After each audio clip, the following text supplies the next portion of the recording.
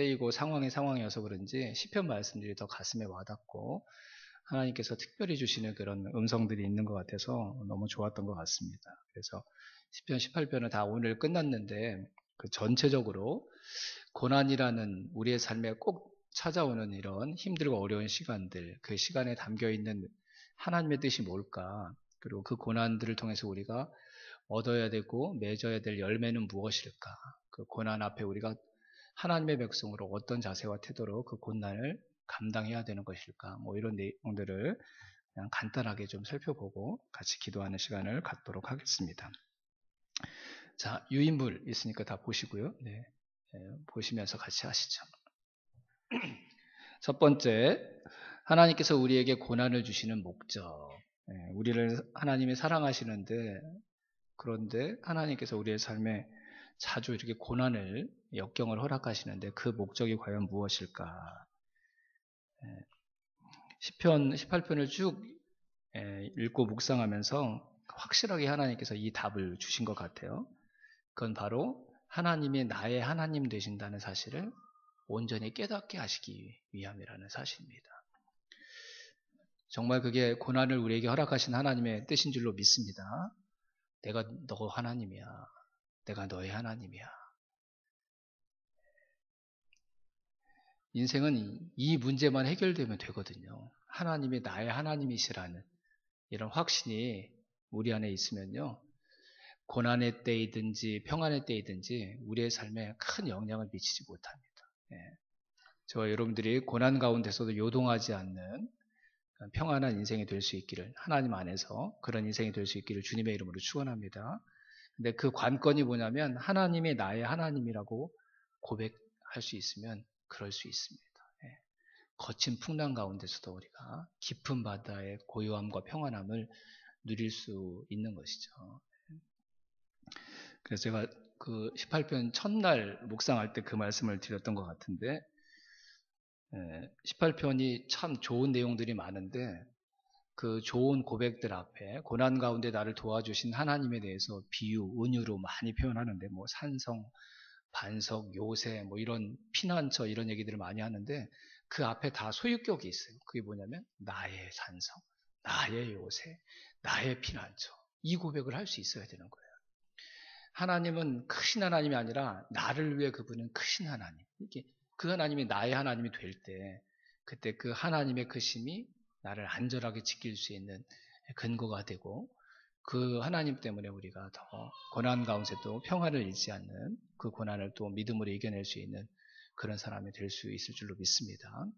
고난이 저와 여러분들에게 하나님이 나의 하나님이라고 더 온전히 고백하는 복된 기회가 될 줄로 믿습니다.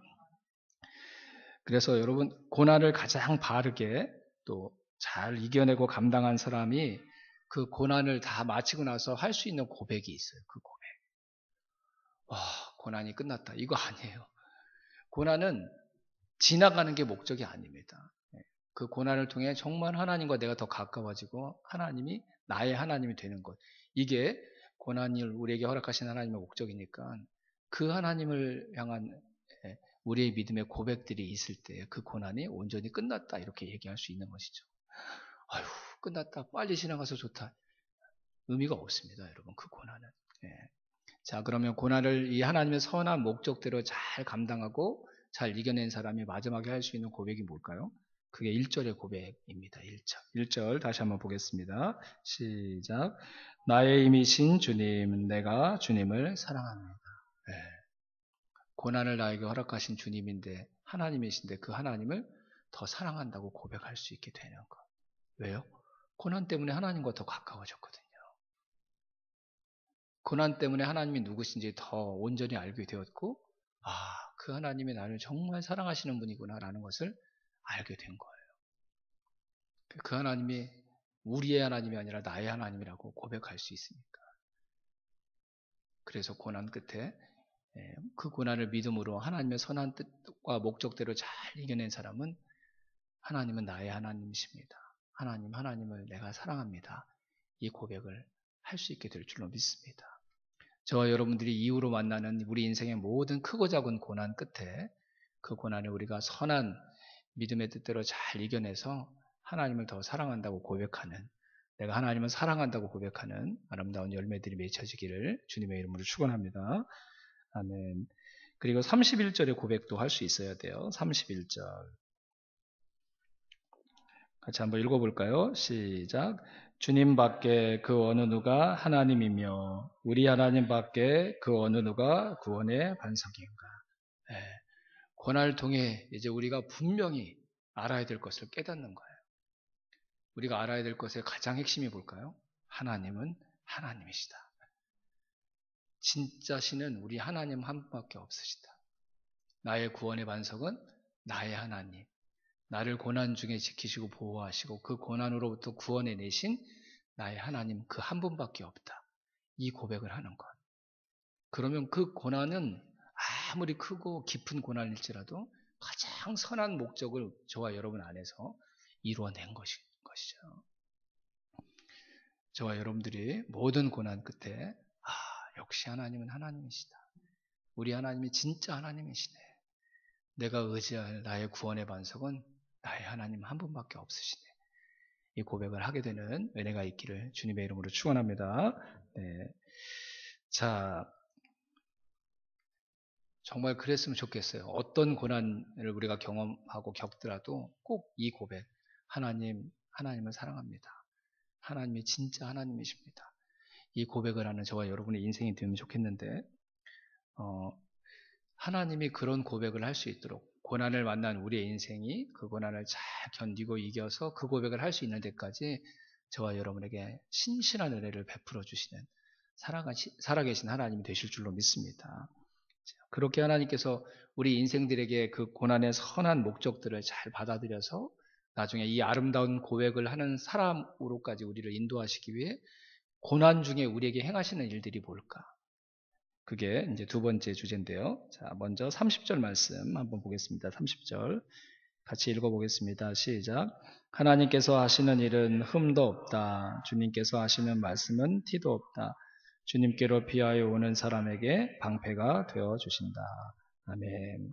하나님이 고난 중에 있는 우리를 그냥 고난에 내어놓으시는 게 아니라 방패가 되어서 그 고난으로부터 우리를 지켜주시는 하나님으로 우리와 함께 하신다는 거예요.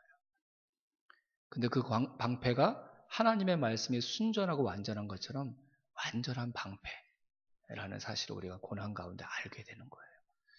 하나님 사랑합니다. 이게 억지로 우리에게 고백하게 하는 게 아니라 하나님의 고난 중에 우리를 지키시는 그 하나님의 신실한 지키심, 완전하게 나를 지켜내신 하나님의 그 놀라운 사랑, 관심, 지혜, 그분의 능력들을 고난 중에 경험하게 해주심으로 하나님, 정말 하나님밖에 없군요. 하나님이 나의 구원의 반석이시군요. 하나님 정말 사랑합니다. 이 고백을 그 고난의 시간들을 지나가면서 우리로 하여금 할 수 있도록 우리 가운데 놀라운 구원의 역사를 이루시고 또 눈동자처럼 우리를 지키시고 보호해 주시는 완전한 방패로서 하나님이 우리와 함께 해주신다는 거예요. 고난은 그런 완전한 방패로 저와 여러분의 인생을 지키신 하나님을 가장 깊이 가장 뜨겁게 만나는 복된 시간들이라는 또 다른 이름을 가지고 있다는 것 우리가 꼭 기억하는 저와 여러분이 되기를 주님의 이름으로 축원합니다. 그래서 그리스도인들은요, 하나님의 백성들은 인간적으로는 고난이 없으면 좋겠지만 고난이 와도 절망하고 낙심하지 않습니다. 왜냐하면 그 고난을 통해 하나님과 깊이 만날 수 있는 기회가 될 것을 기대하기 때문이죠. 그 나중에 우리가 더 묵상 한번 하겠지만 시편 23편 제가 예전에 설교할 때 우리의 선한 목자 되시는 하나님, 우리가 평안할 때는 그 하나님이 나에게 얼마나 깊은 관심을 가지고 계시는지 잘 느낄 수가 없습니다. 여러분 넓은 초장에서 목자가 양들을 어떻게 칩니까, 여러분? 양들 옆에 붙어서 한 마리 한 마리 양들을 치나요? 안 그렇죠. 그냥 풀어놓고 높은 데서 이렇게 멀리 내다보면서 이렇게 지켜보는 거죠. 근데 사망의 음침한 골짜기, 위험한 골짜기를 지날 때 목자들이 어떻게 양을 돌봅니까, 여러분? 한 손에는 지팡이, 한 손에는 막대기를 들고 양떼 앞뒤를 계속 뛰어다니고 사방을 둘러보면서 양들 한 마리 한 마리를 목자가 할 수 있는 최선을 다해서 지켜내는 것이 골짜기를 지날 때 목자들이 양들을 지키는 방법이죠. 예전에 제가 그런 설교 했던 것 같은데, 골짜기를 지날 때만 경험할 수 있는 특별한 은혜가 있다. 그 은혜가 뭔지 아세요, 여러분? 나를 사랑하는 나의 목자의 심장 박동 소리를 들을 수 있어요. 빨리 뛰는 쿵쿵쿵쿵쿵쿵쿵쿵쿵. 왜 심장 소리가 이렇게 빨리 뛰나요, 여러분? 나를 지키기 위해 초긴장을 하고 최선을 다해서 집중해서 눈동자를 크게 뜨고 내 주변을 계속 왔다 갔다 하면서 나를 지키시는 나의 목자의 심장 박동 소리를 골짜기에서 들을 수 있는 거예요. 골짜기에서. 고난은 그 고난 자체로는 우리에게 힘든 일이지만 하나님이 나를 얼마나 사랑하신지를 경험할 수 있는 소중한 기회라니까요. 그 사랑하는 자에게 고난을 안 주시면 좋겠는데 우리가 자꾸 평안한 시간만 지속되면 해이해지는 거예요. 하나님이 아닌 다른 것에 자꾸 관심을 갖고 또 하나님 말고 하나님 비슷한 다른 신들에게도 자꾸 내 마음을 빼앗기고 그래서 자꾸 이 평안한 시간들이 길어지면 내가 의지할 게 또 다른 무엇이 있지 않을까? 자꾸 우리의 마음이 이렇게 나뉘어져. 이게 어쩔 수 없어요. 우리 인간의 본성상. 하지만 저와 여러분들을 마지막까지 생명을 바쳐서 지켜주실 유일한 목자는 우리 하나님 한 분밖에 없는 줄로 믿습니다. 그래서 그 하나님을 경험하게 하심으로 나중에 고난을 지났는데 아휴 살았다. 이제 끝났다 이게 아니라 하나님을 사랑합니다. 하나님밖에 나의 구원의 반석은 없습니다. 이 고백을 하게 하나님께서 우리 가운데 일하신다는 것을 우리가 꼭 믿게 되기를 주님의 이름으로 축원합니다.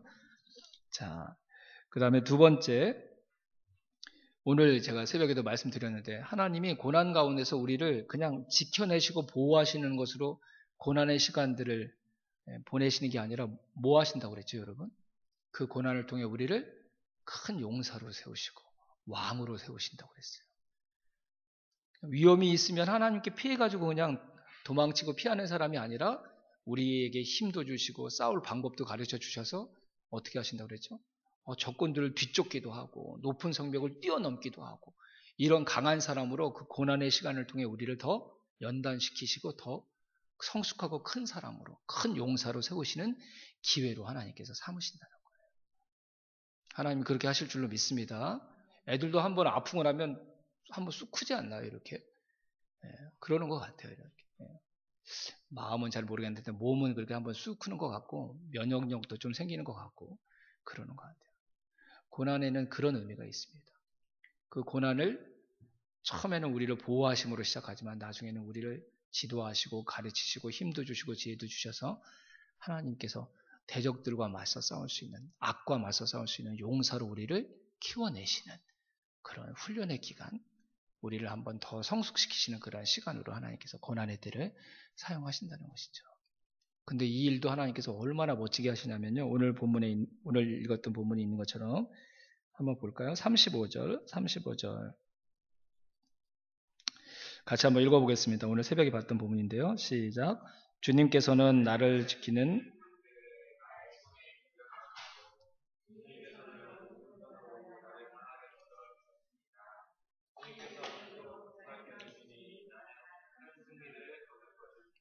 아멘. 35절 중에 그 마지막 부분에 주님께서 이토록 보살펴 주시니 이 말이 참 멋진 말이라고 그랬죠. 개역 개정 성경으로 보면 주의 온유하심으로 나를 크게 만들어 주셨다 이런 뜻인데 온유하심이라는 그 뜻이 뭐라고 그랬죠? 몸을 낮추다. 그렇죠? 당신의 몸을 굽혀 우리에게로 낮추시다 이런 뜻이라고 그랬어요. 그 앞에 내용과 연관시켜서 해석하면 이런 거죠. 우리에게 큰 용사로 우리를 세우시기 위해 필요한 것들을 가르치시기 위해 하나님이 우리를 향해 몸을 낮추신다.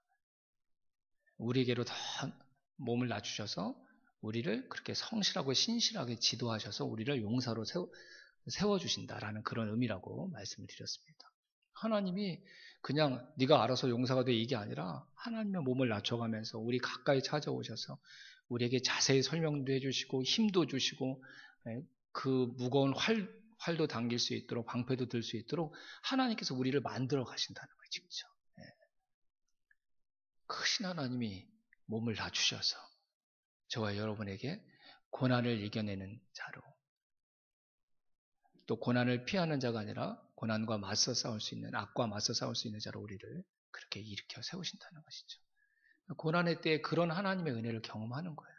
그 높으신 분이 나를 위해 낮아지시고, 다른 사람들이 다 손가락질하고 비난하는 그 낮고 추한 자리까지 하나님이 오셔서 때로는 나를 응원해 주시고 힘내라고 격려해 주시고, 때로는 내 팔에 다리에 힘을 주시고, 그리고 내가 꼭 봐야 될 것들을 볼 수 있도록 내 눈을 열어주시고, 이렇게 하나님께 친절하게 나를 도우시는 그 섬세한 사랑, 그 하나님의 낮은 사랑을 그 고난의 순간에 우리가 경험할 수 있도록 해주신다는 거죠.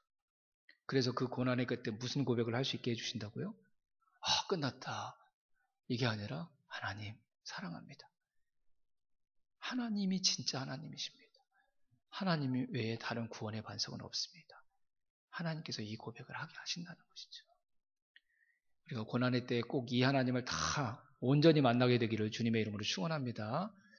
다윗에게만 그 하나님이 계셨을까요? 전 그렇게 생각하지 않습니다. 동일한 하나님이 저와 여러분의 모든 고난의 순간에도 함께 동일하게 일하셨다고 믿습니다. 그러면 다윗과 우리는 무슨 차이일까요? 다윗은 이 아름다운 고백을 했는데 우리는 이 아름다운 고백을 못할 때도 있었을 텐데 무슨 차이였을까요, 여러분? 그게 고난의 때에 우리 믿음의 백성들이, 하나님의 백성들이 어떻게 그 고난의 때를 보내고 지내야 되는지를 보여주는 그런 열쇠가 될 것 같습니다. 마지막, 고난을 만났을 때 우리가 할 일은 첫 번째, 누구 앞으로 가야 될까요? 하나님 앞으로. 다윗이 제일 잘했던 것. 실수 인정하고 잘못했을 때도 누구한테 가요? 하나님 앞에 달려갔어요. 하나님 앞에. 억울하게 원수들의 쫓김을 당할 때도 하나님 앞에 달려가고, 자신의 잘못이라는 것을 깨달았을 때도 하나님 앞으로 달려가고, 실수할 때도 있었지만 다윗의 삶 전체를 놓고 보면 다윗은 항상 고난의 때에 하나님 앞에 달려가요. 마치 이렇게 임적되어 있는 사람 같아요. 고난을 만나면 하나님께로 바로. 이 프로그램이 아예 임적되어 있는 사람처럼 보여요. 이게 삶의 지혜입니다. 삶의 지혜. 내가 사랑하는 사람들에게 다른 거 안 가르쳐줘도 돼요, 여러분. 인생은 고난의 연속이잖아요. 그렇죠? 근데 그 고난을 만났을 때 가장 빨리 하나님께 달려가는 것을 보여주고 가르쳐주는 사람이 진짜 가장 큰 지혜를 가지고 있는 사람이고, 사랑하는 사람을 가장 잘 도울 수 있는 방법입니다. 저와 여러분이 그런 사람들 되기를 주님의 이름으로 축원합니다. 능력을 보여주는 게 아니에요, 여러분. 힘든 일 있어? 하나님께 가. 이걸 알려주는 사람이 가장 큰 믿음의 선배이고 믿음의 또 본이 되는 사람인 줄로 믿습니다. 그거 이렇게 해봐. 머리 굴리고 인간적인 방법들 얘기해주고 이게 아니라 뭐해? 하나님 앞에 가. 하나님 앞에 달려가. 고난의 때잖아. 하나님이 부르신 거야. 하나님이 너의 하나님이라는 걸 너에게 알려주시기 위해서 하나님께서 너에게 소중한 기회를 주신 거야. 내가 아니라 하나님 앞에 달려가. 우리가 이 나눔을 하고 이 권면을 할 수 있는 믿음의 공동체가 되기를 주님의 이름으로 축원합니다. 자, 그 다음에 다윗이 하나님 앞에 가서 뭐 했죠, 여러분? 3절, 6절, 또 18편 전체를 다 보면 계속 하나님께 기도합니다. 그 기도가 어떤 기도일까요? 힘들어서 원망하고 탄원하는 기도가 아니라 하나님이 반드시 나를 도와주실 것을 기대하는 기도였어요. 그리고 그 기도는 한 번도 거절당하지 않고 온전하게 응답받는 기도가 되었습니다. 다윗이 고난의 때 만났던 하나님을 표현하는 단어들이 무궁무진해요. 그게 18편 전체를 다 채우고 있는 거잖아요. 그렇죠? 반석, 요새, 피난처 계속 18편이 꽤 긴 시잖아요. 50절까지 있으니까 10편에서는 두 번째로 긴 시라고 봐도 과언이 아닐 것 같은데, 근데 그 내용이 고난의 때에 나를 도와주신, 나의 기도에 응답하신 하나님에 대한 고백들이었던 것이죠. 하나님 앞에 달려갑시다. 그리고 하나님 앞에 기도합시다. 이걸 우리가 확신을 갖고 누군가에게 간증할 수 있는 사람이 되면 그 사람이 저는 큰 믿음의 사람이라고 믿습니다. 그냥 이게 그럴까 이게 아니라 내가 경험해 보는 거예요. 고난을 만났는데 하나님 앞에 달려가서 그분께 기도했더니 그분이 나의 반석, 나의 요새, 나의 피난처, 나의 구원의 뿔 되어주셨어요. 그분이 나를 큰 용사로 세우시고 내 믿음을 키워내시고 내 입과 심령을 통해 하나님 사랑합니다라는 고백을 만들어내신 분이었다는 것을 누군가에게 내 삶의 경험을 통해 고백할 수 있는 사람이 되는 거예요. 그러면 되는 거 아니에요, 여러분? 다 힘들어서 죽게 생겼다고 다 얘기하는 이 세상을 살아가는 사람들에게 아니에요. 그 고난은 우리를 힘들게 만드는 시간이 아니라 하나님을 깊게 만나는 시간이에요. 하나님이 나의 하나님이라는 걸 경험하는 시간이에요. 내가 하나님 앞에 용사로 세움을 받는 시간이에요. 내가 이 세상의 악한 것들과 맞서 싸울 수 있는 하나님이 기름 부어 세우신 하나님의 그 권위를 대신하는 왕으로 기름 부어 세워지는 하나님께서 일하시는 시간이에요. 얼마나 멋있습니까? 얼마나 멋있습니까? 우리 그리스도인들이 이 고백과 이 간증을 할 수 있는 사람들이 다 될 수 있기를 주님의 이름으로 축원합니다. 고난은 힘든 시간이 아닙니다. 고난이 저와 여러분에게 아름다운 시간이라고 또 소중한 시간이라고 고백되어질 수 있는 고난의 때 저와 여러분을 신실하게 도우신 하나님을 만나는 은혜가 반드시 저와 여러분의 삶 가운데도 있게 되기를 주님의 이름으로 축원합니다. 우리 함께 찬양하고 기도하겠습니다. 네, 유인물 뒤편에 악보 고난이 저와 여러분에게 하나님께 더 가까이 가는 소중한 기회가 되기를 주님의 이름으로 축복합니다. 우리 주신 말씀 붙들고 이 시간 함께 기도하겠습니다. 우리 세 가지 정도 같이 우리 통성으로 기도하고 그다음에 개인 기도하는 시간 갖겠습니다. 먼저 하나님, 고난을 통해 하나님을 더 사랑하는 선한 열매가 제 안에 맺혀지게 하여 주시옵소서.